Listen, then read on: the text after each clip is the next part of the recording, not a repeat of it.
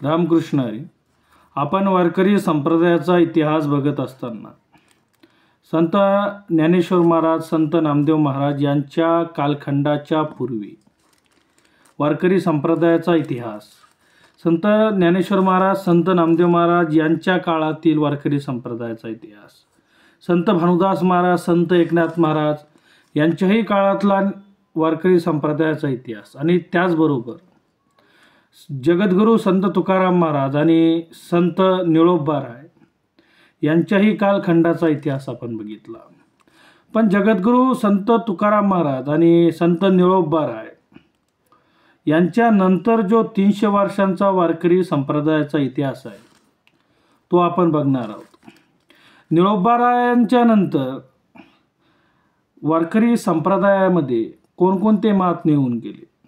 जगद्गुरू तुकोबाराय ज्यावेळेस वैकुंठाला गेले आणि संत निळोबारायांचा सुद्धा ज्यावेळेस कालखंड संपला त्यावेळेस त्यांच्यानंतर वारकरी संप्रदायांची धुरा जी आहे, ज्या महात्म्यांनी, ज्या वारकरी संतांनी आपल्या खांद्यावर घेतली आणि त्यांच्यानंतर जो 300 वर्षाचा कालखंड आहे त्यामध्ये महिपती बुवा, कांबळ, तहाराबादकर यासारखे संत महत्त्वाचे आहे. महपती बुवांनी संत लीलामृत आणि भक्त लीलामृत यासारखे ग्रंथ लिहून आपल्यासाठी संत चरित्रे सविस्तर लिहून काढली आहे.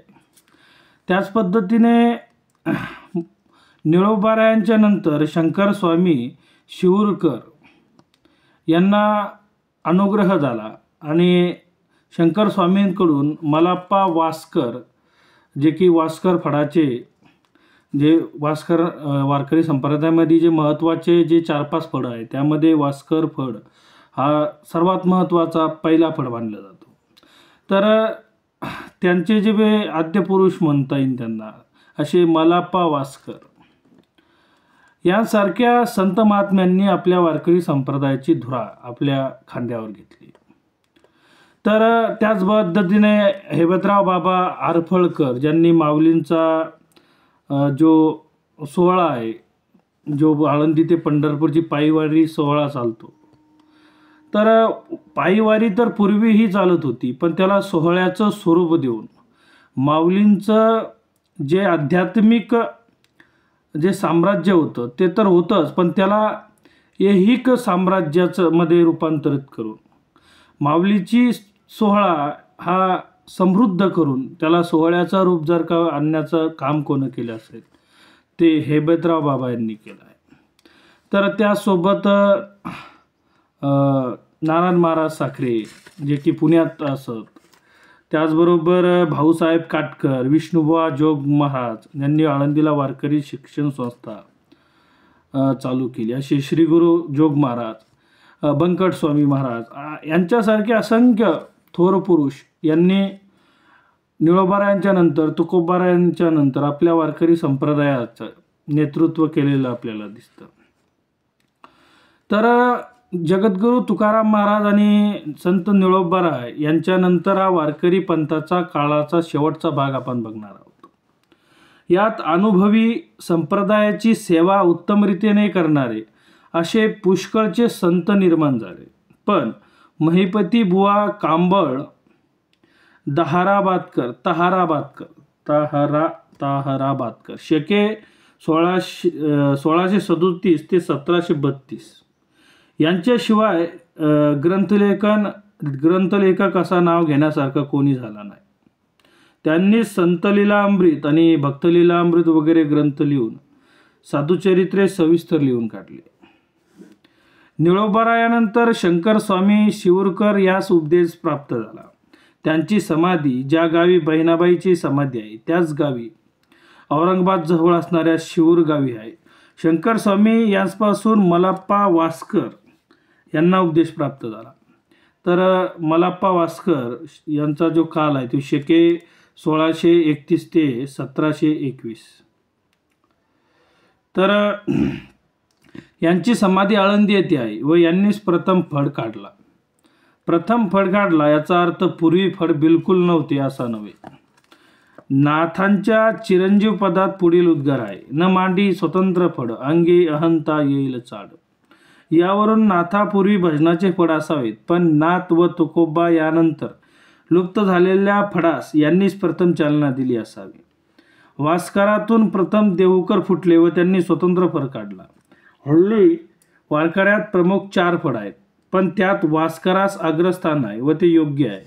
कारण गोपाळबुवा हे जरी तुकोबांचे पंतू होते तरी त्यांची मासवंशाची परंपरा होती, पण मात्र मल्लप्पाकडे विद्या परंपरा आली होती. आणि यानंतर 300 वर्षात समाजाच्या दृष्टीने घडून आलेली मोठी गोष्ट म्हणजे पालख्यांच्या सोहळ्याची वाढ. ज्ञानेश्वर महाराज यांच्या समाधी कालानंतर नामदेव महाराज, गोरोबा काका, नरहरी सोनार व पुढील काळात श्री एकनाथ, निळोबा, शंकरस्वामी शिवूरकर, मल्लप्पा वास्कर इत्यादी थोर भगवत भक्तांनी पंढरपूरच्या वारीचा क्रम वाढवित नेला. पालख्यांचा सोहळा 150 वर्षापूर्वी होऊन गेलेल्या हेबतराव बाबा आरफळकर, जिल्हा सातारा यांनी विशेष वाढविला. यांचा जन्म सरदार कुळात झालेला. हे ग्वाल्हेरहून परतत असताना त्यांना चोरांनी गाठले व एका गुहीत कोंडले. तेथे राहिले असता ज्ञानेश्वर महाराजांचा त्यांनी धावा केला. श्री ज्ञानदेव त्यांच्या धाव्यास पावले. चोरांच्या टोळीच्या नायकास मुलगा झाला व त्या आनंद प्रित्यर्थ बाबांची त्यांनी सुटका केली.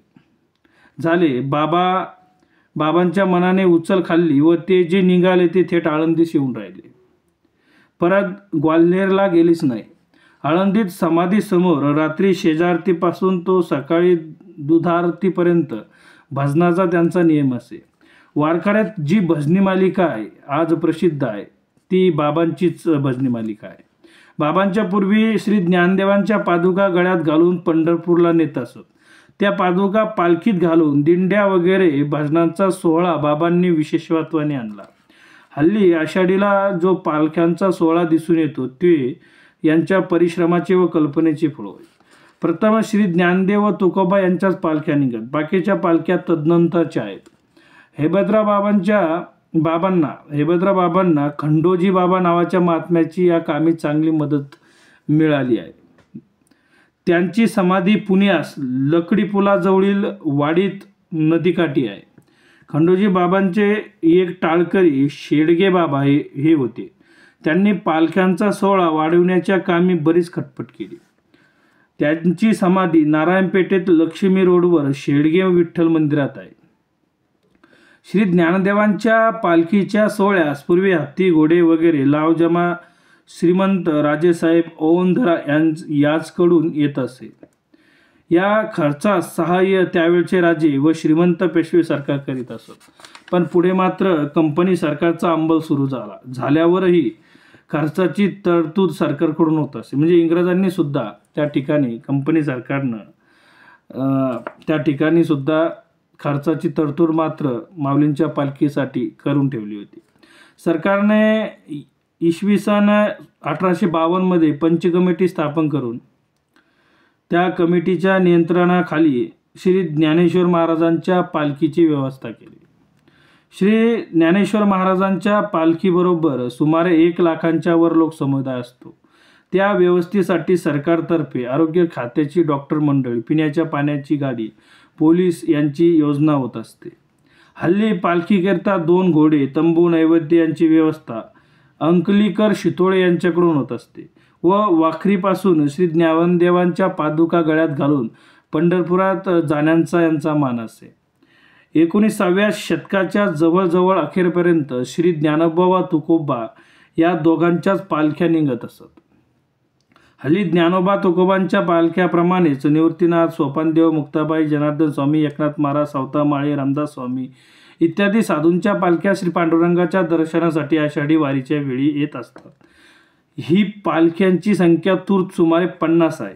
सर्व पालख्या निरनिराळ्या गावावरून निरनिराळ्या रस्त्याने येऊन शेवटी मात्र पंढरपूरच्या अलीकडे 5 मैलावर असलेल्या वाखरी गावी एकत्र होतात. त्या ज्ञानोबा तुकारामाच्या गजरात पंढरपुरात आषाढ शुद्ध दशमीच्या दिवशी रात्री 12च्या सुमारास मोठ्या ठाठाने प्रवेश करतात. त्यावेळी सर्व पालख्यांबरोबर सुमारे 2-2 लाखापर्यंत वारकऱ्यांचा समुदाय असतो.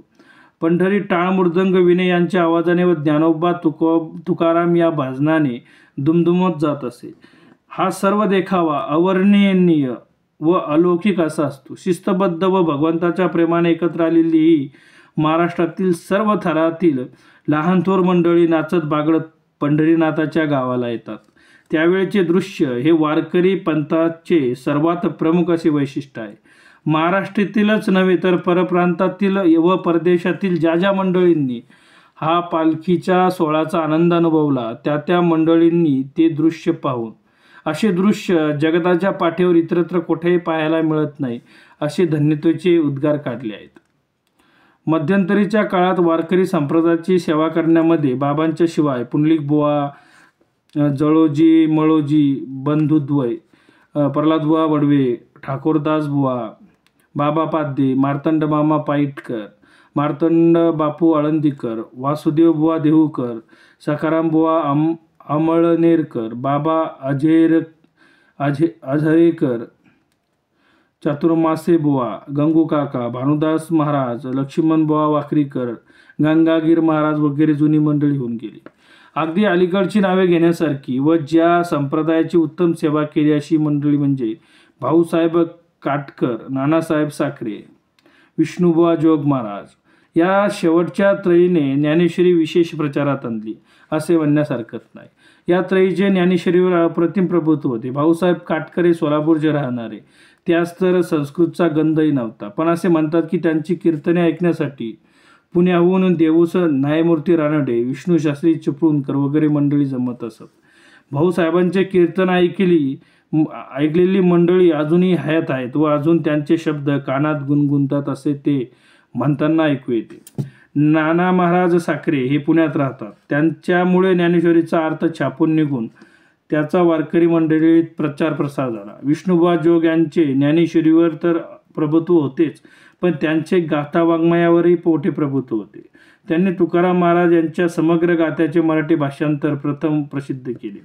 त्यांनी गाथ्याची विषयवार वाटणी करून तो आवटे छापखान्यात प्रसिद्ध केला व त्याचीच नक्कल पुढे निर्णय सागर छापखान्याने उचलली. भाऊसाहेब काटकर व विष्णुबुवा जोग यांनी कीर्तनाद्वाराही वारकरी संप्रदायाची फारच मोठी सेवा केली.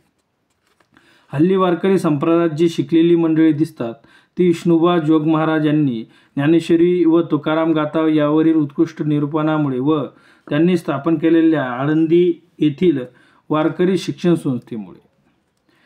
पांढरपेशा वर्गातील बरीचशी सुशिक्षित मंडळी त्यांच्यामुळे या मार्गाकडे वळली असे म्हटल्यास हरकत नाही. या त्रयीनंतर या संप्रदायाची सेवा बंकट स्वामी राहणार नीनगूर व केशवराव महाराज देशमुख राहणार पुणे यांनी केली. हरिभक्तपरायण बंकट स्वामी यांनी संपूर्ण महाराष्ट्र व मोगला येथील खेडोपाडी हिंडून वारकरी पंथांचा फार मोठा प्रसार केला. हरिभक्तपरायण केशवराव महाराज यांनी पुण्यातच रोज सकाळी ज्ञानेश्वरी सांगण्याचे व्रत अखंड 2 तपावर चालवले. नारद भक्तिसूत्रावर ओवीबद्ध टीकाही त्यांनी लिहिली आहे.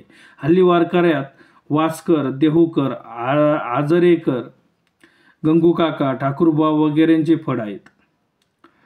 आषाढीस 3-4 लाख, कार्तिकेस 2 लाख समुदाय पंढरीस जमत असतो.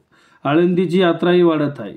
या यात्रेस वारकरी कोल्हापूर, सातारा, सोलापूर, नगर, पुणे, नाशिक, खान्देश, नागपूर, वराड, मोगलाई, बंगलोर, कर्नाटक, चित्रनापल्ली येथून येत असतात. इतका यात्रेचा प्रचार झाला आहे. वारीच्या उत्पन्नाचा व येणाऱ्या वारकऱ्यांच्या संख्येचा तक्ता पुढे दिला आहे.